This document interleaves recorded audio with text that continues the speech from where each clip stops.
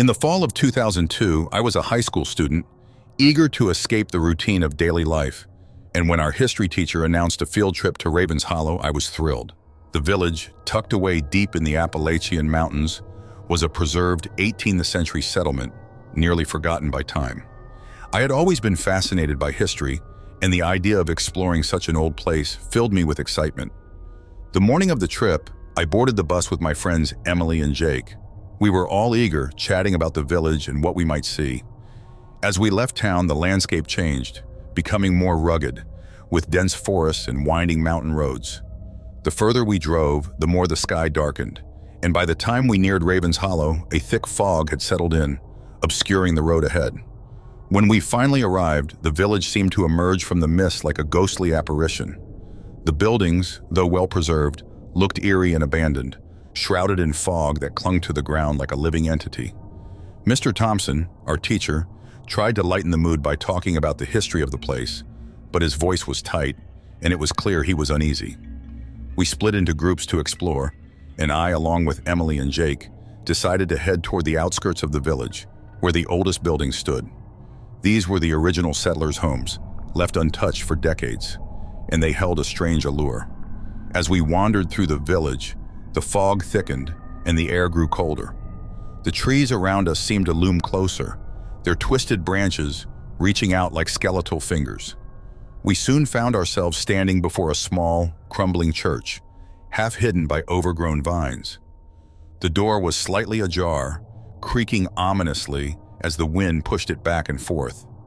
"Let's go inside," I suggested, feeling a mix of curiosity and dread. Emily hesitated, but Jake shrugged and pushed the door open further, and we stepped into the dark, cold interior. The church was eerily silent, the faint smell of mildew hanging in the air.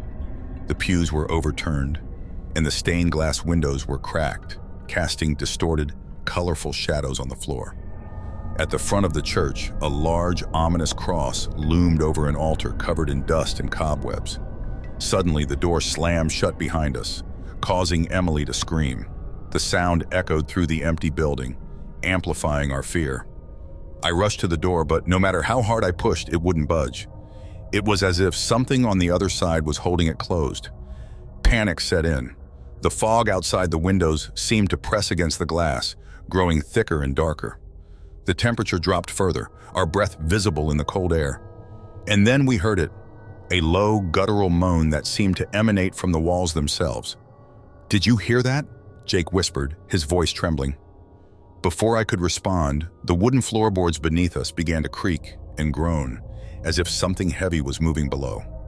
My heart pounded in my chest as I looked at my friends, their faces pale with fear.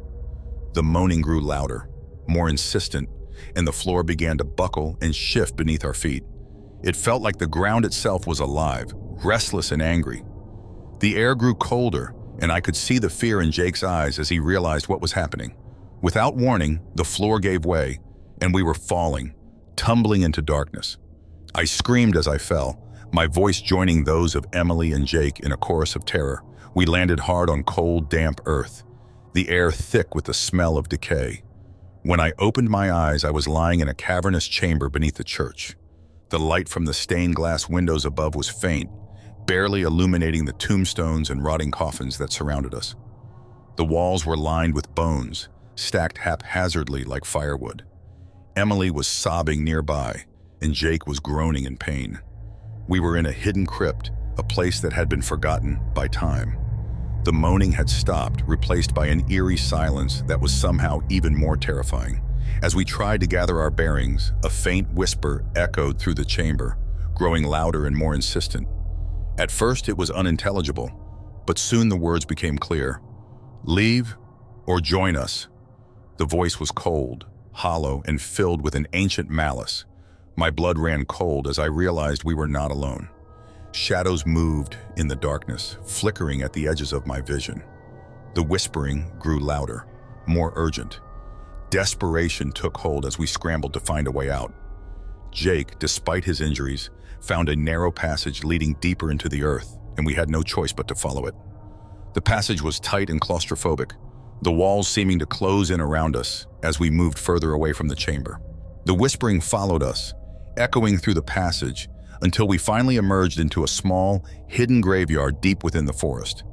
The fog was even thicker here, and the trees were twisted and gnarled, their branches reaching out like skeletal hands. There was no sign of the village, no sign of the church, nothing but the oppressive fog and the endless forest. We were lost, disoriented, and terrified.